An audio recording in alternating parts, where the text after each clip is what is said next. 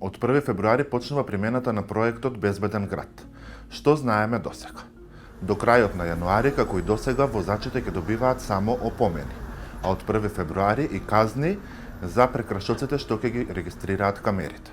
Системот ќе биде активен во Скопје, Куманово и Тетово. Опрема е поставена и на коридорите 8 и 10. Од МВР велат дека целта е во текот на 2026 година проектот да се имплементира на територија на цела држава. Нормално, одлична работа. И мора да се реши овој хаос во сообраќајот. Мислам дека ова ќе биде превентивно, али македонче, само казна и ќе биде секој што треба.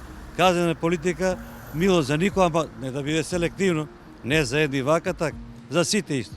И ќе се воспостави ред. Ќе се подобри. Ќе соберат пари од владата. Заиста се вози многу брзо, поготово на овие сообраќајници кој што е партизанска. Мисля дека позитивно ќе влијае и на пешаците и на возачите. Мисля дека е добро.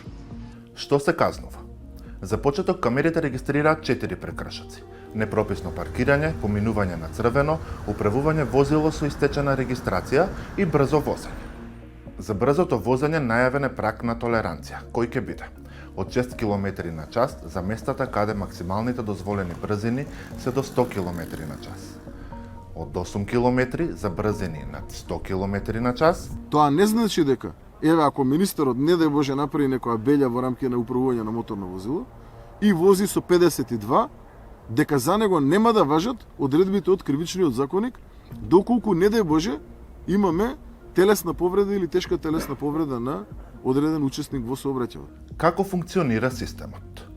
Преку порака на СМС и на имејл адресата што сопственикот ја оставил при регистрација на возилото, пристигнува записник. Во пораката има линк кој директно води до записникот. Во него пишува со кое возило е направен прекршокот, во колку часот, на кое место, казната што треба да ја плати. Казната пристигнува на име на сопственикот на возилото, без разлика кој управувал со него. За неправилности, промена на податоци и други прашања што ги имаат возачите, МВР отвори шалтер во зградата на МТВ во Скопје. Постои опција за електронско испраќање забелешки преку имејл адреса.